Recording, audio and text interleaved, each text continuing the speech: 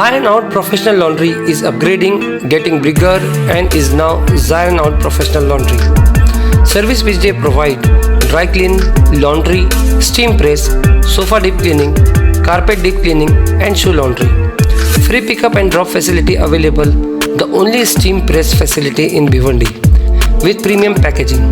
Organized app-based laundry service. Prepaid laundry packages are also available with lots of offers. One of its kind laundry setup in Bhiwandi, offering premium services at affordable rates. Serving entire Bhiwandi with more than 500 customers and 50,000 plus articles processed. At Allied Auto Service, HPCL dealer, Old Agra Road, near Baghi Firdaus Masjid, Bhiwandi.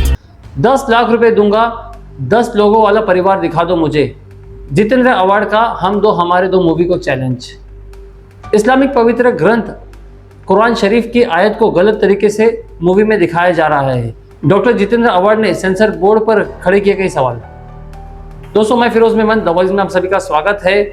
हम सब जानते हैं कि हमारे देश में एक और मूवी रिलीज होने जा रही है जिसका नाम है हम दो हमारे 12। इस मूवी को प्रोपेगेंडा के तरीके से पेश किया जा रहा है, जहां पे एक विशेष समुदाय को टारगेट किया जा रहा है, जिस पर राष्ट्रवादी कांग्रेस पार्टी के शरद पवार गुट के विधायक और इंडिया गठबंधन के राष्ट्रीय प्रवक्ता डॉक्टर जितेंद्र अवार्ड ने कहा है कि आने वाली मूवी ये एक विशेष समुदाय को टारगेट करने की कोशिश की जा रही है।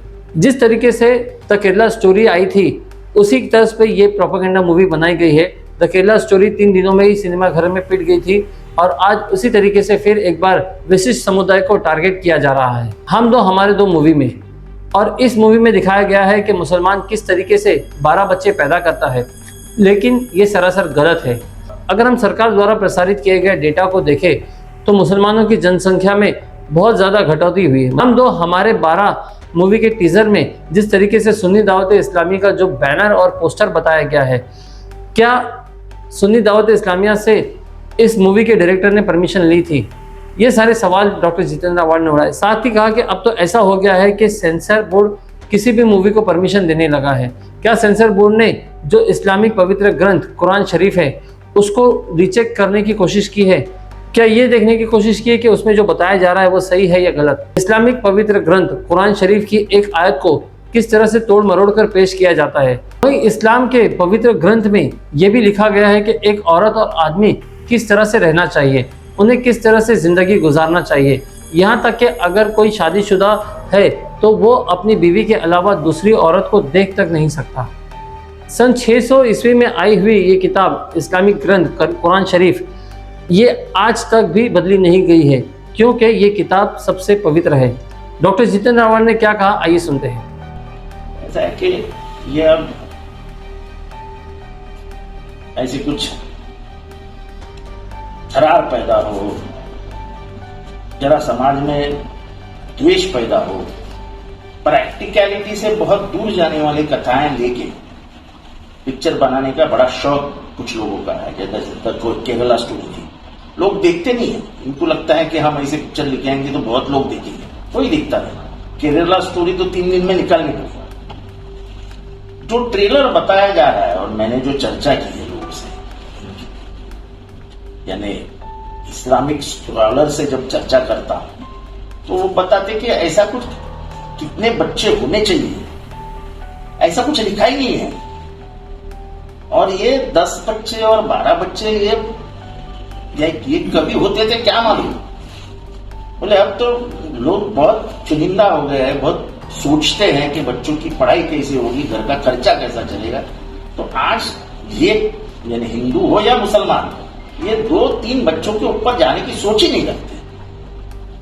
और जो आयात यानी जो वर्सेस जिसको बोलते हैं, जो सूरा 222-223 है, और उसको ढंग से पढ़े और उसका अर्थ समझ ले तो उसको बहुत मायने रखता है कि आपको स्त्री से कैसा व्यवहार करना है, वो स्त्री कितनी कीमती और महत्वपूर्ण है आपके लिए, आप कहीं और देख भी नहीं सकते। ये सब उसमें लिखा है।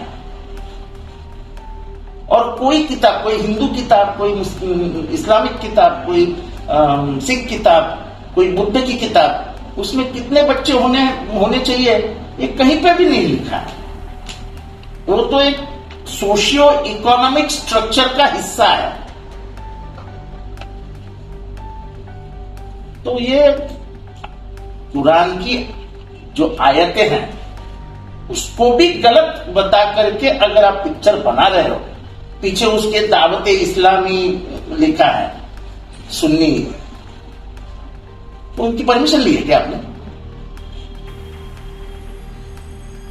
ये मुझे लगता है कि सेंसर ने मंजूर कैसा किया? ये एक रजिस्टर्ड संस्था है, दावत इस्लामी सुन्नी जो भी है वो रजिस्टर्ड संस्था है।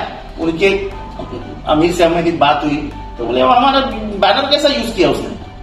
और सबसे बड़ी बात यह है कि जब आप कुरान का इस्तेमाल सही तरीके से नहीं करते हो, उसका मीनिंग बदल देते हो, तो आपको तो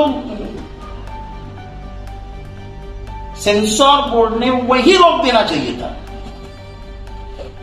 क्या हालात हो गए इस देश में? आप किसी धर्म की पुस्तक को भी बदल देते हो। इसका सीधा मतलब है आपको सिर्फ द्वेष फैलाना है। ये ज्यादा बच्चे पैदा करने वाले, ऐसा आपको दिखाना है। मुझे दिखाओ ना, आज मैं सबको चैलेंज देता हूं। चलो एक फैमिली दिखाओ मुझे जिसमें 10 बच्चे हैं, आज दिखाओ। मैं ये जो पिक्चर बनाने वाले ना, उनको बोलता हूं मैं तुमको 11 लाख दे दूंगा, तो मुझे एक फैमिली दिखाओ जिसमें 10 बच्चे हैं। आप नेगेटिव प्रोपेगेंडा करने के लिए कुछ भी बोलोगे तो ये गलत है। कम से कम धार्मिक पुस्तकों का तो इस्तेमाल मत कीजिए, वो तो प्रूफ है ना। और सालों 622 में लिखा हुआ कुरान है, कोई आजकल में नहीं लिखा है ना। और ये एक ही धार्मिक किताब है जिसमें कोई बदलाव ही नहीं आया। जो भी हो रहा है इस देश में वो सिर्फ लोगों में नफरत फैलाने के लिए, किसी समाज के प्रति एक, जिसको हम बोलते हैं ना कि उसकी बदनामी हो, उसके बाद इस बारे में गैर यानी क्या बोलेंगे हम उसको, गैर समझ को क्या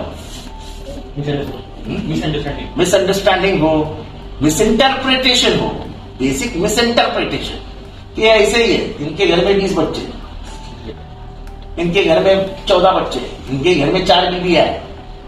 4 बीबियां किसको बोलते हैं? 0.1% भी नहीं है 4 बीबियां, पर हम तो बोलते बोलते बोल ही देते हैं इनको क्या है 4 बीबियां है। ये मजाक उड़ाया जा रहा है।